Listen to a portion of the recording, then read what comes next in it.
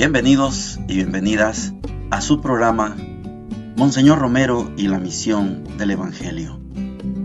Un programa que lleva dos objetivos: conocer a Monseñor Romero y estudiar la Sagrada Escritura con un juicio crítico desde la teología de la liberación.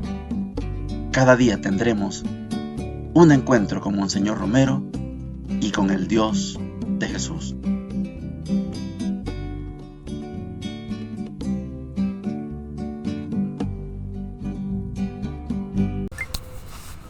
Hola, ¿qué tal? Este es su programa Monseñor Romero y la misión del Evangelio. Como verán, hoy estamos fuera del estudio y estamos precisamente en la Basílica de Nuestro Señor de Esquipulas, en Chiquimula, Guatemala. Andamos en una peregrinación, un grupo de 42 personas, todos cristianos católicos, devotos, y hemos ya participado de la veneración de la imagen y de la Santa Misa, y ahora estamos en este momento de descanso.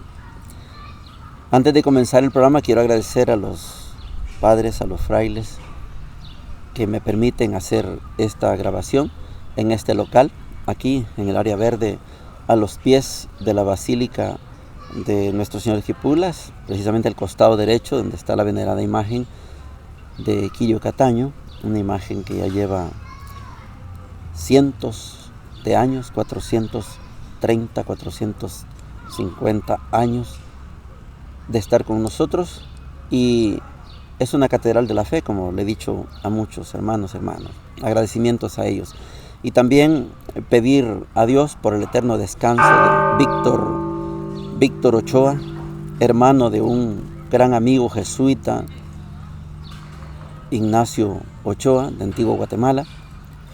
Ayer, en horas de la madrugada, falleció, y hoy, desde Esquipulas, rogamos por el eterno descanso de Víctor Ochoa. El día de hoy vamos a terminar la homilía de Monseñor Romero, esta homilía del 20 de mayo de 1979, y nos deja la gran enseñanza, Monseñor, cómo se hace, cómo se vive, cómo se divulga el prodigio, el dinamismo del amor. Ha sido grande la catequesis y creo que Monseñor estará contento que vamos paso a paso con estas homilías, estudiándolo para poder conocer su pensamiento, conocer su voz. Oigamos a Monseñor. Las coyunturas políticas de los pueblos cambian, y la Iglesia no va a ser juguete de ese vaivén de las coyunturas. La Iglesia siempre tendrá que ser el horizonte del amor de Dios que he tratado de esclarecer en esta mañana. Por eso el amor cristiano sobrepasa las categorías de todos los regímenes y sistemas. Si hoy es democracia, si mañana es socialismo, si después es otra cosa, eso no es competencia de la Iglesia. Háganlo ustedes, que son el pueblo. Ustedes tienen el derecho de organizarse con la libertad que tiene todo pueblo. Organice su sistema social. La Iglesia se quedará siempre al margen, autónoma, para poder, en cualquier sistema que sea, ser la conciencia, el juez de las actitudes de los hombres que manejan o que viven en esos sistemas o regímenes, porque trae consigo la fuerza insuperable del misterio pascual, el valor del sufrimiento de la cruz y las señales de victoria y resurrección.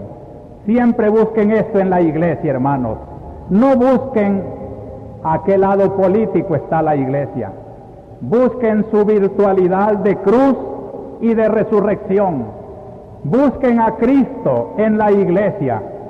Busquen al Señor humillado en la crucifixión, así como glorioso y victorioso en su Pascua. Busquen siempre en la Iglesia el don pascual del amor y lo encontrarán. Otra cosa no pueden encontrar en su iglesia. Y si alguien quiere manipular la iglesia para sus intereses políticos, está buscando mal. Allí no encontrará. El amor produce la felicidad de la comunión e inspira los criterios de la participación. La civilización del amor repudia la violencia, el egoísmo, el derroche, la explotación y los desatinos morales. No me voy a prolongar más, pero ya el documento de Puebla que pueden ir teniendo en sus manos les da toda esa doctrina para que vayamos conociendo a nuestra iglesia cada día más. La iglesia se concreta así en la comunidad, y la comunidad tiene sus efemérides, sus acontecimientos, que hay que saberlos distinguir también de las coyunturas políticas. Les decía al principio que vamos caminando en el año litúrgico. Esto sí es vida de la iglesia, y que dentro de 15 días celebraremos Pentecostés, y con Pentecostés, la venida del Espíritu Santo, vamos a celebrar el día del seminario. Es la parte final de esta homilía de Monseñor Romero. Para quienes hemos estado estudiando esta homilía, saben lo ordenado que es Monseñor, su catequesis, es decir, pedazo por pedazo, ir hablando de el dinamismo del amor, rompiendo paradigmas, como hemos explicado en programas anteriores.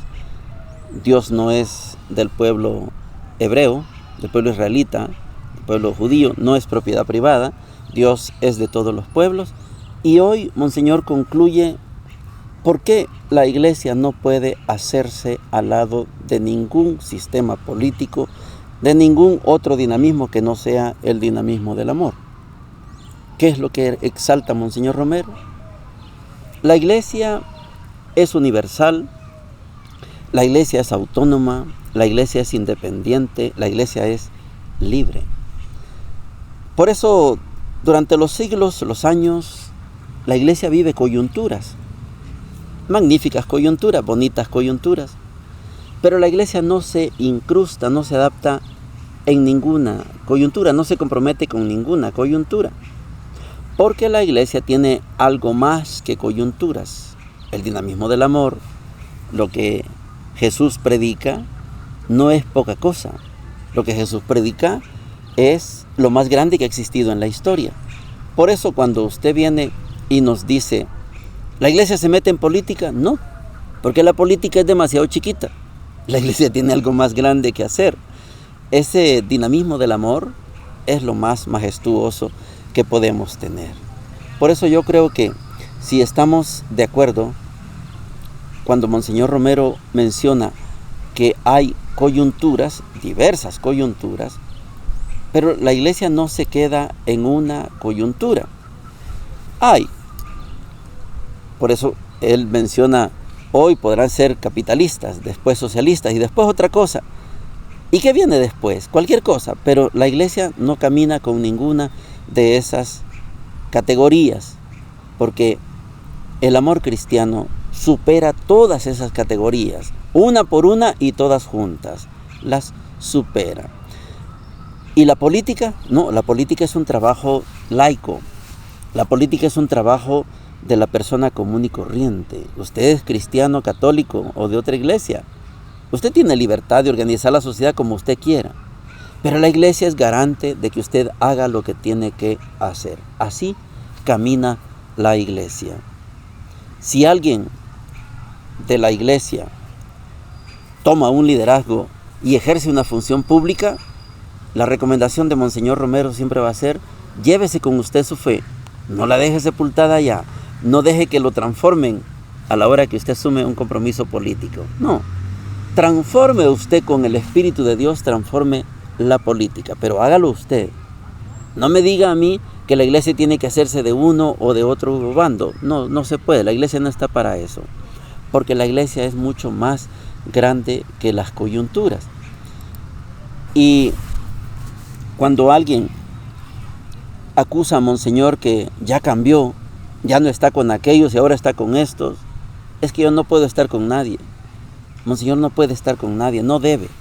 Y la iglesia no puede apoyar a uno y despreciar al otro. No, porque la iglesia es madre, es maestra. La iglesia es universal y abraza a toda la humanidad. La civilización del amor, que es un concepto que Juan Pablo II reforzó muchísimo. La civilización del amor repudia la violencia, el egoísmo, el derroche, la explotación y los desatinos morales. Si alguien quisiera transformar la sociedad, nos lo ha dicho Monseñor Romero hace unos días en esta misma homilía, el mundo no está mejor porque nosotros, los cristianos y cristianas, no hemos transformado el mundo. Pero tenemos las herramientas, tenemos el Dios que es amor y que es fuente de amor. Tenemos a Jesús que nos reveló el dinamismo del amor del Padre, que nos reveló el Dios amor. Y tenemos una estructura llamada iglesia, cuyo camino es seguir los pasos de Jesús. Por eso cuando alguien cree que la iglesia debe estar de uno o de otro lado, la iglesia siempre va a decir, no debe. La iglesia no debe estar a ningún lado. No debe. Por eso, ahora que celebramos la Pascua, ¿sabe usted que la Pascua deja grandes enseñanzas? Sobre todo para ver cómo camina la comunidad, cómo fueron los orígenes de la iglesia.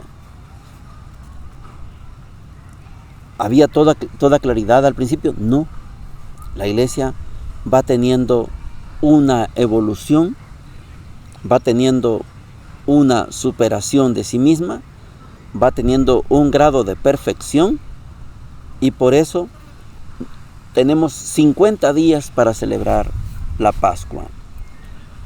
Hemos venido estudiando el libro de los Hechos de los Apóstoles, desde el capítulo 2, cuando se da la presencia del Espíritu Santo en aquella comunidad majestuosa reunida en Jerusalén. Hemos oído los discursos de Pedro, milagros. Hemos visto cómo Dios no hace acepción de personas. Y poco a poco vamos viendo la acción del Espíritu, no solo en los 12, sino en personas que están fuera de los 12. Hoy vamos a leer Hechos capítulo 12, versículo 24, hasta el capítulo 13, versículo 5. Dice lo siguiente. La palabra de Dios se difundía incesantemente. Bernabé y Saulo, una vez cumplida su misión, volvieron de Jerusalén a Antioquía, llevando consigo a Juan, llamado Marcos. En la iglesia de Antioquía había profetas y doctores, entre los cuales estaban Bernabé y Simeón, llamado el Negro, Lucio de Cirene, y Manahén, amigo de infancia del tetrarca Herodes, y Saulo. Un día, mientras celebraban el culto del Señor y ayunaban, el Espíritu Santo les dijo: resérvenme a Saulo y a Bernabé para la obra a la cual los he llamado. Ellos, después de haber ayunado y orado, les impusieron las manos y los despidieron. Saulo y Bernabé, enviados por el Espíritu Santo, fueron a Seleucia y de ahí se embarcaron para Chipre. Al llegar a Salamina, anunciaron la palabra de Dios en las sinagogas de los judíos. Palabra de Dios, te alabamos, Señor.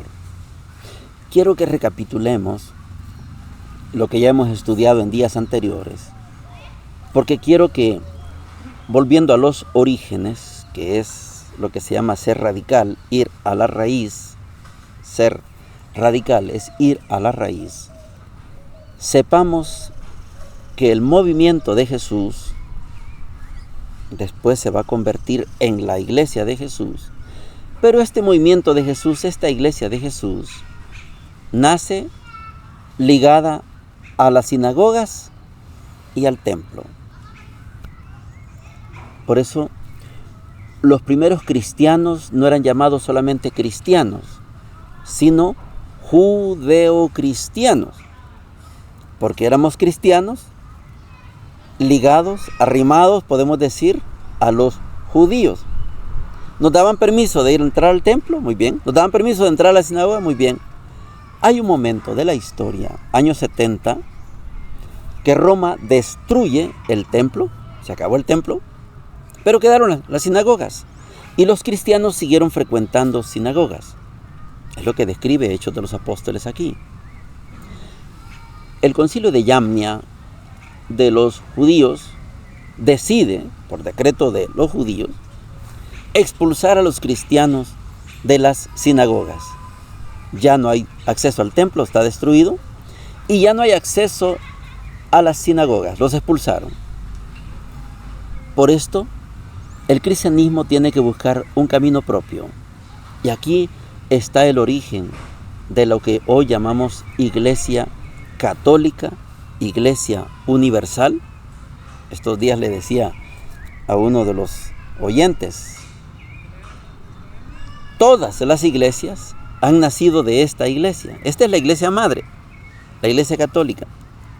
Todas, no hay una sola iglesia cristiana que no haya nacido inspirada por algún sacerdote, religiosa, algún ex obispo, lo que sea, pero todos han salido de esta iglesia.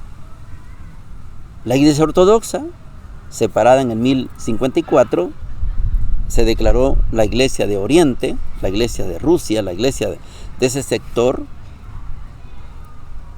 y se llama Iglesia Católica Ortodoxa. Después Martín Lutero, sacerdote agustino, también decide fundar un nuevo movimiento, pero nació de aquí. Más adelante, anglicanos, más adelante, etc. El origen nuestro es judeo-cristiano. Lo que estamos viendo hoy es la acción del Espíritu Santo, ya no solo sobre los 12, sino sobre los colaboradores de los 12. Apártenme a Bernabé y a Saulo.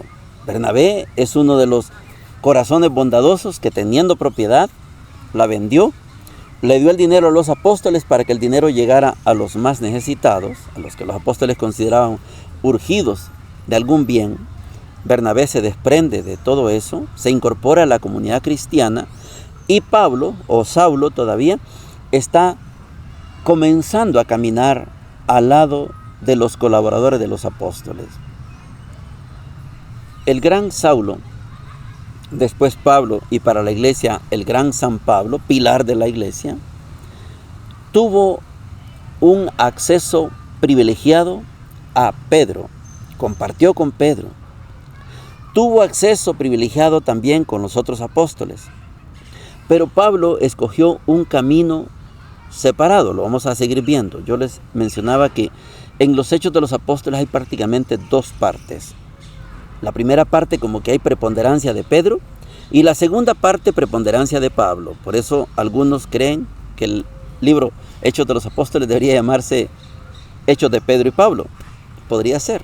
O bien Hechos del Espíritu. Porque prácticamente el papel de Pedro poco a poco va desapareciendo y va emergiendo, va surgiendo el papel de Pablo. Vamos a acompañar a Pablo en todo el recorrido. Pero a Pablo le tenemos que dar el lugar que le corresponde. No le podemos dar más lugar que el que Pablo merece, que el que Pablo tiene. Por eso cuando a usted le hablen de Pablo, dígale también, ¿y qué pasó con Pedro? Porque los dos son pilares, son columnas de esta gran iglesia. Vamos a ir demarcando diferencias. Una de las grandes diferencias va a ser que Pablo continúa con la práctica de la circuncisión. Pedro inicia el periodo del bautismo. Solamente eso es una gran diferencia entre Pedro y Pablo. Por eso llamamos así comunidades apostólicas a unas, comunidades paulinas a otras. Son diferentes. Tenemos lo que falta para terminar la Pascua, cuando lleguemos a Pentecostés. Tenemos para estudiar estas dos comunidades. Lo que estamos viendo hoy es una comunidad fundada por los apóstoles. Y ahí se derrama el Espíritu. Después vamos a ir viendo las comunidades paulinas. Son otro tipo de comunidades. Romanos, Tesalónica. Vamos a ir viéndolos. Primero Dios, lo que nos resta de la Pascua. Estamos a la mitad, en el corazón de la Pascua. Nos faltan 3 semanas y medio para terminar la Pascua. Y vamos a ver cómo evoluciona esta iglesia y cómo sigue en la formación lo que hemos dicho de los orígenes. El evangelio de hoy está tomado de Juan capítulo 12, 44 al 50 y dice lo siguiente. Jesús exclamó: el que cree en mí, en realidad no cree en mí, sino en aquel que me envió. Y el que me ve, ve al que me envió. Yo soy la luz y he venido al mundo para que todo el que crea en mí no permanezca en las tinieblas. Al que escucha mis palabras y no las cumple, yo no lo juzgo, porque no vine a juzgar al mundo, sino a salvarlo. El que me rechaza y no recibe mis palabras, ya tiene quien lo juzgue. La palabra que yo he anunciado es la que lo juzgará en el último día, porque yo no hablé por mí mismo. El Padre que me ha enviado me ordenó lo que debía decir y anunciar, y yo sé que su mandato es vida eterna. Las palabras que digo, las digo como el Padre me las ordenó. Palabra del Señor. Gloria y honor a ti, Señor Jesús. Como estamos en el Evangelio de Juan, hay que recapitular las enseñanzas. La iglesia, como es madre y maestra, en su sabiduría, nos forma, nos educa, para que entendamos y distingamos un evangelio de otro. El evangelio de Juan es distinto de los 3 primeros, Mateo, Marcos, Lucas. En Mateo, Marcos, Lucas, Jesús no tiene conciencia que Él es hijo de Dios. En Juan sí. Desde el principio se habla del verbo. En el principio era el verbo, y el verbo era Dios. Y Dios puso su tienda en medio de nosotros. El verbo se hizo carne y habitó entre nosotros. Juan.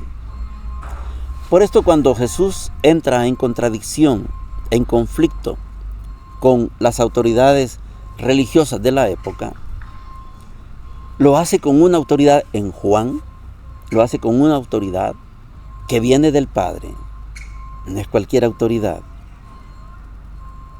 Participamos en la misa hace unos minutos aquí en la Basílica y el Padre muy bien nos explicaba cómo la iglesia es hoy la iglesia porque hubo hombres y mujeres que supieron moverse por todo el mundo conocido hasta entonces, corriendo riesgos, pero regando las semillas del Evangelio. Esto fue lo que pasó. Para ser sacerdote en el tiempo de Jesús, en el tiempo judío, para ser sacerdote era necesario pertenecer a la tribu de Leví. Era la tribu sacerdotal. Quedaban 11 tribus más, pero solamente la tribu de Leví es la asignada para tener sacerdotes. Es la tribu sacerdotal. Por esto, cuando en los Hechos de los Apóstoles vemos que el Espíritu Santo se derrama sobre todos, sobre aquellos, sobre aquellas, se rompe que el privilegio de una tribu se acaba porque el espíritu puede irradiarse, descargarse, dispersarse en todos los asistentes a una asamblea. Se rompió otro paradigma. Los sacerdotes no son privilegio de una tribu, son de todos y de todas.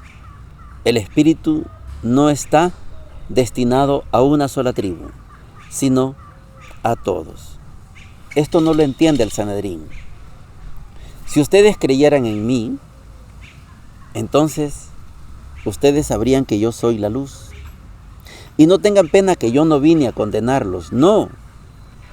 El rechazo de ustedes a mí y a mis palabras es lo que los va a condenar. No tengo por qué condenarlos. Si creen, son mis ovejas, son mis discípulos. Si no creen, no son de mis ovejas, no son mis discípulos. Pertenecen a otro mundo, a otro orden. Yo no los vine a condenar. Ustedes se condenan al rechazarme a mí, porque rechazan al Padre. Mi Padre y yo somos uno. El que me rechaza a mí, rechaza al Padre. Esto, entendido desde el Evangelio de Juan, necesita que usted y yo sepamos que Dios es Padre, que Dios es Hijo y Dios es Espíritu Santo.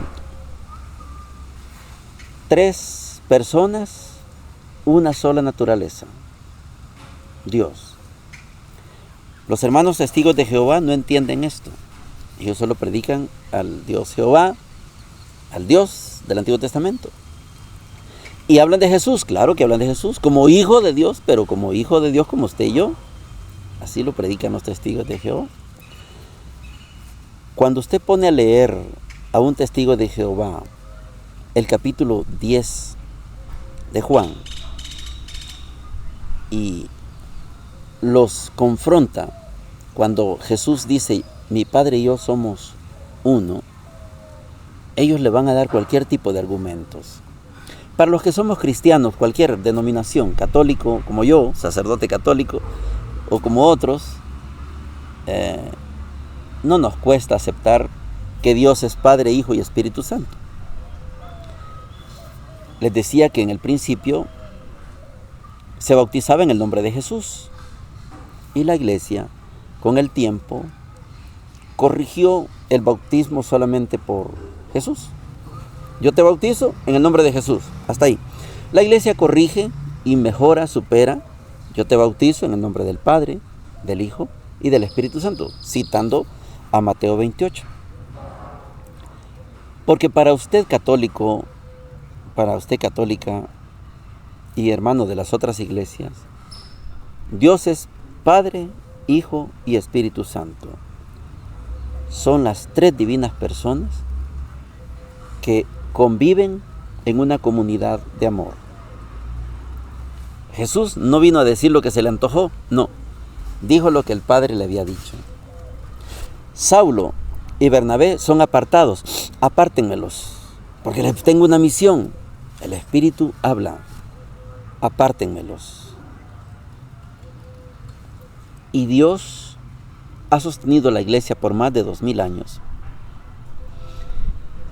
y la va a seguir sosteniendo porque la iglesia está cimentada en una historia original, en una historia radical, aunque nacimos ligados al mundo judeo-cristiano, el mundo judío, después estuvimos pegados a la cultura griega, así se escribió, todos los libros del Nuevo Testamento se escriben en griego, estuvimos ligados al Imperio Romano y la iglesia poco a poco ha ido ganando independencia, ha ido ganando libertad y hoy la iglesia es soberana y libre, porque tiene una misión especial que cumplir. Con Monseñor Romero hemos estado estudiando que la iglesia es depositaria.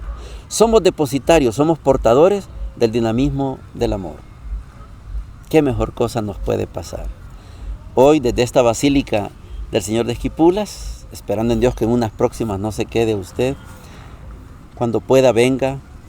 Aquí se respira santidad, se respira devoción. Es mi primera vez que hago un programa aquí, gracias a los hermanos frailes que me dan permiso de estar en uno de sus parques, en uno de sus áreas verdes, y saber que hace más de 400 años fue erigida esta gran basílica y es el edificio más grande que tiene el pueblo de Esquipulas. Y aquí confluyen mexicanos, hondureños, guatemaltecos por supuesto, muchos salvadoreños venimos aquí, nicaragüenses, costarricenses y extranjeros, viene mucho extranjero. En el corazón de la Pascua, un abrazo para todos, un saludo especial a Ignacio. Sé que está pasando por el momento más duro, despedirse de su hermano Víctor, pero nos despedimos de Víctor, pero también lo abrazamos porque sigue con nosotros. Bendiciones para todos y para todas.